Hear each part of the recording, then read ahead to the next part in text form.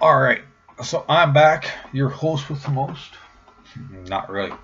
Um, don't mind my TV, Uncle. You can't see my fucking TV, you don't know what I'm watching. Um, that's not the point. If I'm already making you laugh a wee little bit, I'm doing good. Because what this is basically attempt number one, number uno, for me to do some stand up or tell jokes. Something I'm not really sure that I'm good at. Because all I do is if I make your ass laugh by just talking and being normal, then that means I'm doing something right. But what that right thing is, I don't know. So that's be the problem. But anyways, like I said, I'm gonna try. I'm gonna try about that much to do comedy to see if I can make you laugh watching my video. Don't mind my big ass nostrils. Thought someone was up in that one. But anyways, like I said, I watched some comedian stand-ups, and what they mostly do is they talk about the stuff they've done and make it so you can laugh. Personal stories. And I think about my personal stories and realize they're kind of dark, kind of messed up. So yeah, that'd be a problem. So what do I do? So I'm gonna try to tell you a story. That's a personal story about me. It's kind of funny in a way if you think about it, but also in that other way, it's not funny because it happened to me. So I'm gonna turn off the TV.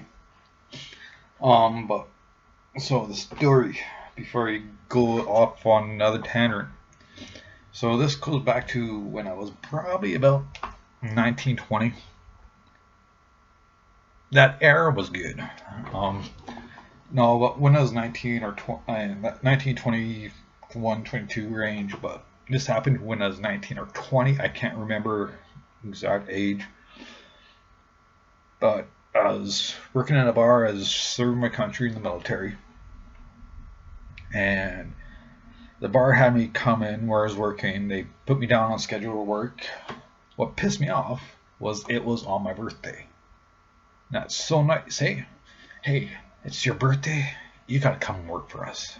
We know it's your birthday though, so don't worry about it.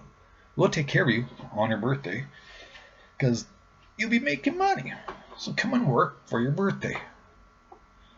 Like I said, kind of irritating back in that time frame. But I'm a good worker, so I went, screw it, I'm gonna go to work. I'm gonna type deal. So I showed up for work. And lo and behold, it was a trick that they planned. They planned to have me come into work thinking I had to work.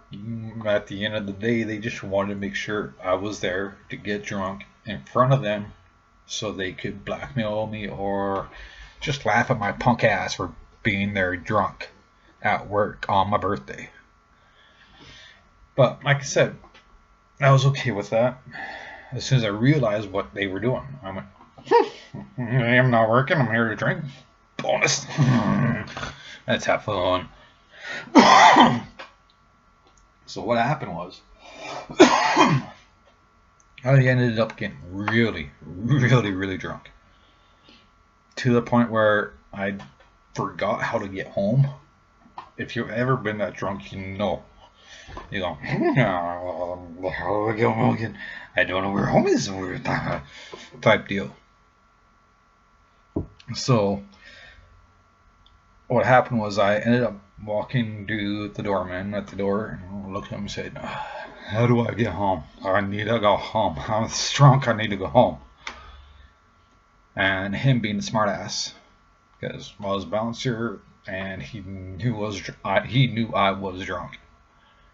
He looked at me and said, oh man, that's not bad. I know where you live. You live that way. So me being drunk, I took his word for it. I went that way. But that way was a golf course. I had to cross the street. I hit the fence that was the chain link fence that separated the golf course from the street. I looked at the fence, trying to figure out how the hell is there a fence in my way of getting me home. But I said, screw it. I'm going to go up and over the fence and I'm good. So that's what I did. I went up over the fence, down the outside, started walking through the golf course. Unbeknownst to me, a squad car, a cop car, saw me exit the bar, head left, and head right towards the golf course. You would think, them being the police force, them being the cops, them being apparently the good guys, would stop me. Nah, not in their book. They wanted to see what I would do. So they saw me go up the fence, down the fence, and walk in the golf course. They followed me along the road, right, just making sure. But I got about halfway through the golf course. My brain went, this ain't right. I don't remember a big field being between me and my home and work. Something's wrong here. Something's really wrong. So I went, screw it, let's go this way, let's go right. So I went right, and lo and behold, I ran into another fence. This one pissed me off. I'm trying to figure out how there was one fence and now there's two, and I'm walking a big field trying to get home. Like I said, none of it made sense. So what I did was, I'm trying to hide my big nostril right now. Don't look at my nostril. I'm self-conscious.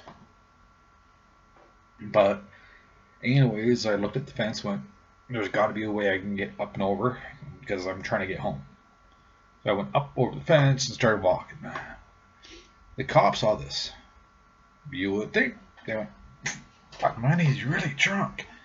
We should do something for him. We should stop him. Make sure he's okay. Because that'd be the right thing to do. We're the police. That's what we need to do. Yeah, no. They didn't do none of that crap. They saw me go up and over the fence, hit the main street, and they went, okay, we gotta let other people know he's on the road. So they hit the lights. They hit the red and blue lights. Just pop, right? That caught my attention. I went, and I kept walking. I realized it was the cops, but they didn't stop me. So I was thinking, they're not there for me. So I went walking down the middle of a few streets, like right smack dab in the middle. You know, there's right lane going that way, left lane going that way. In the middle, because I don't want people to see me, so I don't get hurt. Like I said, unbeknownst to me, the cops were thinking the same thing. That's why they turned on the red and blues, to let people know me, the dumbass, was walking down the middle of the road, totally drunk, and cops not doing nothing about it. Except for maybe laughing their asses off at me. But anyways, it took me about an hour to find my place where I lived. The kicker is, I lived 15 minutes away from my work. So try to figure that one out. That means the doorman at my bar where I worked was a big of a dick. And went, yeah, he lived that way. And nearly, so let's say this is the bar I worked at, right? Type deal. I lived across the street and out that way from the bar, 15 minutes away walking. This night, it took me an hour to find my house walking. I was that drunk and that dumb. But the good police officers were making sure I got home safe-ish. But when I got to my place, I went to my door and went, that fucking key ain't unlocking the door. I heard laughter behind me. Like, just that deal. You could hear the chuckling, trying not to be loud. And I turned around, and sure enough, there's those two cops who followed me home, standing on the stairwell on the platform. I know the word, it's in my head, I just can't think of it right now. But anyways, they were standing there watching. Let's jump forward an hour later. My punk ass is still at my door trying to unlock it, and it just won't work. I don't know what I'm doing wrong. So I got to the point where I went, screw it.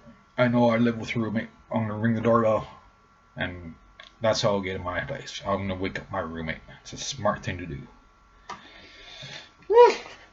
So that's what I did. I went, ding dong.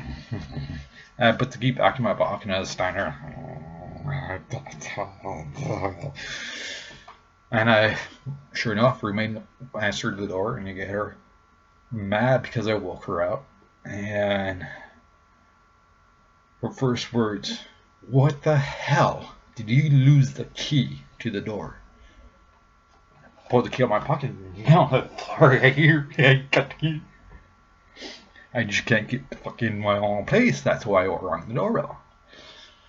And that's when she realized there's 2 cops behind me on the landing.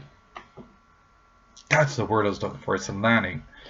But she looked at the cops, and sure enough, they had big ass grins on their face, and there's not a yeah. He's been here an hour trying to get in. Don't worry, he's done the treat. So lo and behold, I get in. I fall asleep. My roommate was nice enough to bring me a puke bowl just in case I puked. And what happened was, next day I woke up, got ready for work, closed my apartment door, key in, lock, unlock, lock. I realized at that point I was literally locking myself out of my own place for an hour, with cops behind me laughing their asses off, them figuring out what I was doing wrong. So, okay.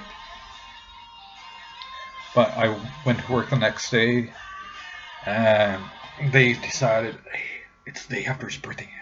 He got drunk. We're going to try to kill him. Loud music, everything. It didn't work because I didn't have a hangover. But yeah, I had fun. An hour to get to my place out of 15 minutes. An hour to figure out the next morning I was locking myself out of my own apartment because I was turning the key the wrong way. But yeah, it's something that I remember. It was something fun for me. So, like I said, this was supposed to be a funny story about me trying out some comedy. But like I said, it is a true story.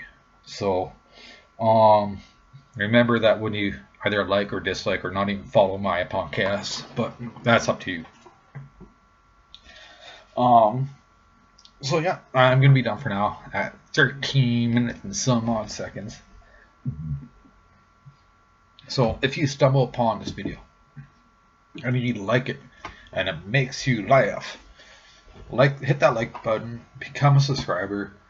If I get more views on my comedy stuff, I will actually start doing more comedy videos, and I just spit my own fucking tongue. So until next time, be safe, be smart, and feel free to laugh at my podcast because I'm hoping you find the story funny.